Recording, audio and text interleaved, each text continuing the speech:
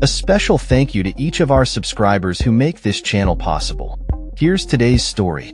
In a significant development on the international stage, the White House has announced that U.S. President Donald Trump is likely to engage in talks with Chinese President Xi Jinping this week. This announcement comes amidst rising tensions between the two nations, particularly concerning trade agreements that have recently come under scrutiny.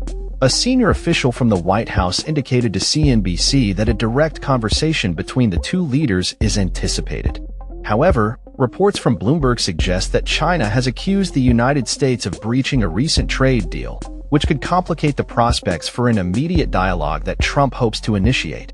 The situation reflects the ongoing complexities in U.S.-China relations, where both cooperation and contention often intersect. In related news, the Trump administration has made headlines by announcing plans to eliminate federal protections across millions of acres of Alaskan wilderness. This controversial move would potentially open up these lands for drilling and mining activities, raising environmental concerns among advocacy groups and local communities. White House Communications Director Stephen Chung took to social media to criticize what he termed legacy media for their coverage of these developments, sharing a segment from CNN that he believed misrepresented the administration's intentions.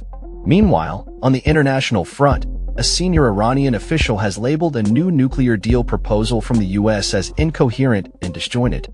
This statement comes as negotiations to secure a new agreement continue to stall, raising questions about the future of diplomatic relations between Iran and the United States.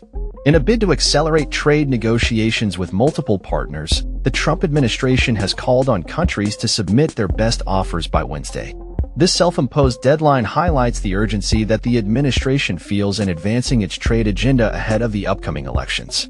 In a separate legal matter, the Trump administration has requested that the U.S. Supreme Court intervene to halt a judicial order that blocks mass job cuts and agency restructuring.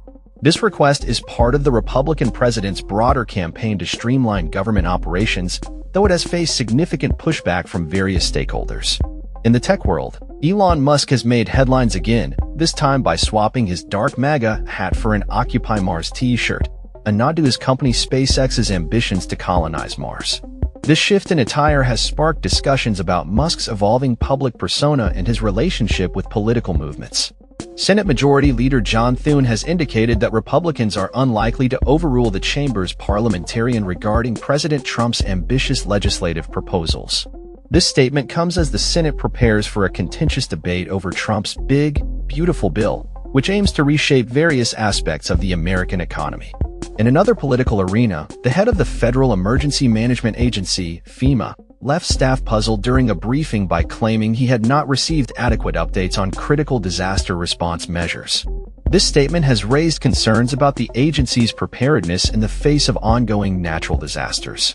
New York Governor Kathy Hochul's choice of Antonio Delgado as her lieutenant governor in 2022 was initially met with high praise, but recent developments have led to questions about the effectiveness of their partnership.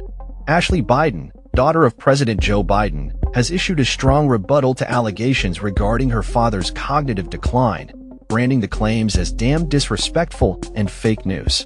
This response underscores the intense scrutiny that the Biden family faces amid ongoing political discourse.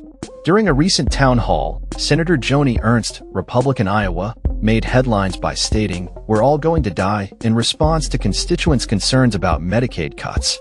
This remark has drawn criticism from Democrats, who have framed it as indicative of the Republican Party's approach to healthcare policy.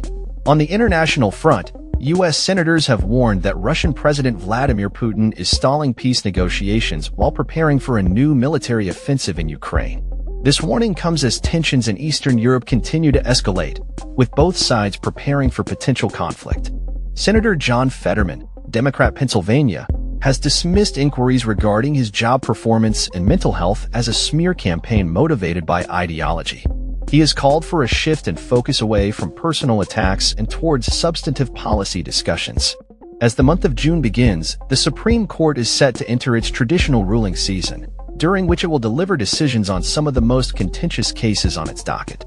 This period is crucial for shaping future legal precedents and could have far-reaching implications for various sectors.